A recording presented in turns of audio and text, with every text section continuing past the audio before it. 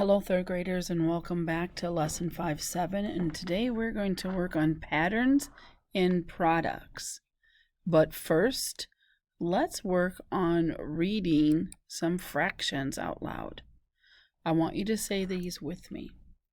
0/4, 1/4, 2/4, 3/4, 4/4, or 1/2. Anytime you have a fraction where the numerator and the denominator are the same number, that is the same as 1/2. It would be like if we had a circle and it was divided into fourths and all four pieces were shaded. We could say that 4/4 are shaded in, or 1/2 is shaded in. So 0/4, 1/4, 2/4, 3/4, 4/4, or 1/2. And let's try this one. 0/8. It's not 0/8. It is 0/8. We have the TH sound there.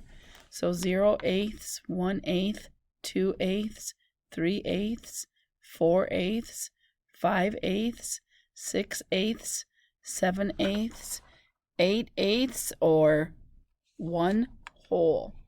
Very good. All right, I have a number grid here. And if you notice on the number grid, I have some numbers that are hidden under some yellow boxes. I want you to pause the video and I want you to think about which numbers are covered. And I want you to write those down on your whiteboard. And then we're going to come back and talk about how we can figure those out. Okay, so I'm sure you figured out that this one was 58. This is 57. What's next? 58. Here's 67. What's next? 68. Here's 77. What's next? 78.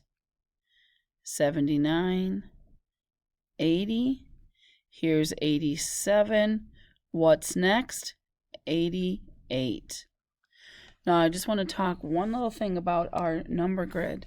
That when you are moving up or down, you're going up or down by 10.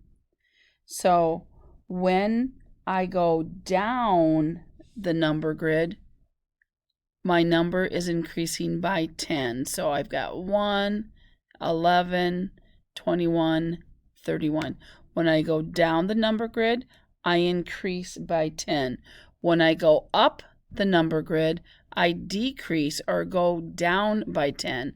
So, for example, 24, 14, 4. Going down, you increase by 10. Going up, you decrease by 10. Okay, what I would like you to do on this, my number grid, you can just look at this, your screen, is I want you to tell me what the answer is to 3 times 10. What is 3 times 10? It is 30, and I went ahead and circled it. Now, how can you use the number grid to figure out 4 times 10 or to figure out 2 times 10? How can you use the number grid to do this? Because this is not a multiplication chart. I can't go over and down like on a multiplication chart. This is a number grid. Okay? Well, I can add a group of 10 to the 30 to figure out 4 times 10. So if 3 times 10 is 30, if I add on one more 10, because that's what 4 times 10 is doing, that's how it's different from 3 times 10.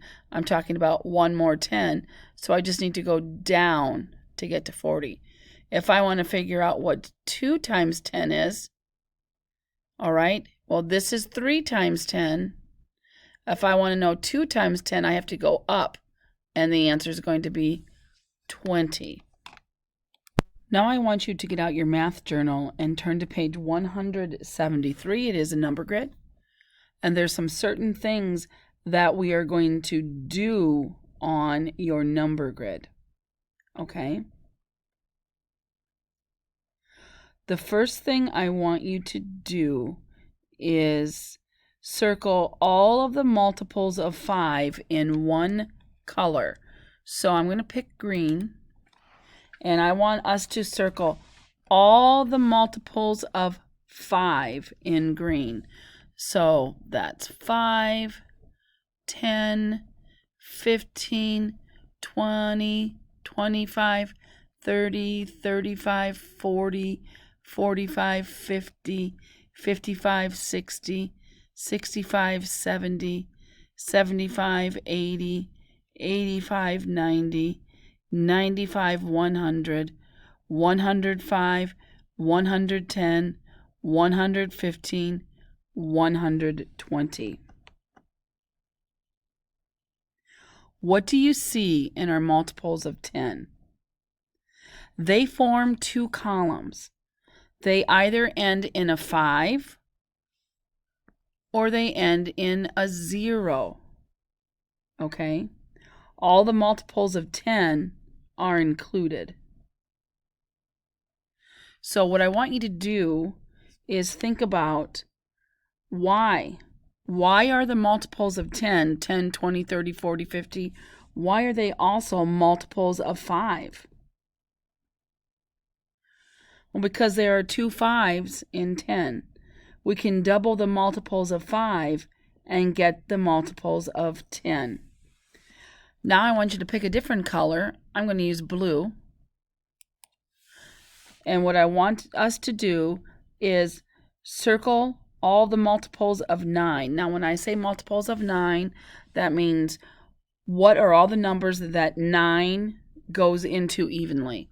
9 goes into 9, 18, 27, 36, 45, 54, 63, 72, 81, 99, 108, 117.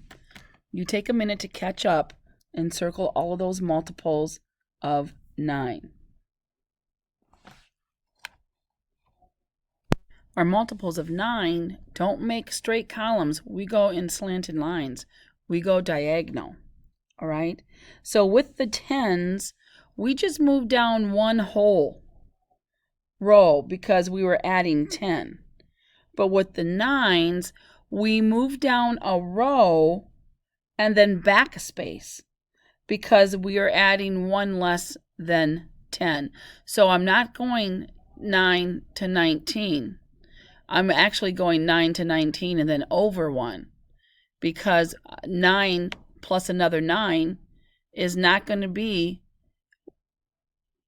adding like a 10. So I'm not adding 10, I'm adding 9. So I go down a row and over 1. So using the information on page 173, I want you, or page, yeah, then I want you to go now to page 174. Okay, and I want to think about this. An even number of objects can be divided into two equal parts without any left over. We kind of worked on that yesterday. An odd number of objects will have one left over if you try to divide it into two equal groups. So I want you to use your multiplication and division facts table, and which you have on another page in your math journal. And I want you to record examples of each of the columns in the chart below. Actually, let's just do this together. So here in this column, we're going to be writing down factors that are even, odd factors, and here one odd factor and an even factor. So here's 2 times 8. What about, well, let's go with 2 times 2. 2 times 2 is 4. And 4 times 4 is 16. 6 times 2 is 12. So what do we notice? Both of the factors are even. What about the product? Now the product is the answer to the multiplication problem. What do you notice about the products when you multiply two even numbers together? Oh, the products are also even. Well, let's think about our odd factors. Here I have two odd factors. 5 times 9, it's 45. Odd number, odd number, odd number. I wonder, does that mean if I multiply two odd factors together, the product is going to always be odd? There's only one way to find out. Let's try it. Oh, let's go 1 times 5. Those are both odd numbers. The answer is 5. 3 times 7, they're both odd. The product is going to be 21. 3 times 3, well, it's 9. These are all odd factors. And look at my product. 9, 21, 5, 45. So this is letting me believe that anytime I multiply two odd factors together, my answer, my product, is also going to be an odd answer, odd number. Let's go to our last column. I'm going to multiply one odd factor and one even factor. So 3 is odd, 6 is even. I multiply those together, I get the product of 18. Does that mean that every time I multiply an odd by an even, my answer is going to be an even? Well, let's find out. Let's start simple here. 1's an odd number, 2's an even number. 1 times 2 is 2. How about 5, that's odd, times 4? I get 20. What about 3, that's odd, times 10, that's even? I get 30. Oh, so this is letting me know that anytime I multiply an odd number by an even number, my answer is going to be even, because 2, 20, 30, and 18 are all even numbers. Alrighty, for the remainder of your math time today, I want you to work on pages 176. You have your fraction circle pieces and your toolkit clock. Get those out. They're going to be very handy in order to complete this page. And then math boxes on page 177. Good luck.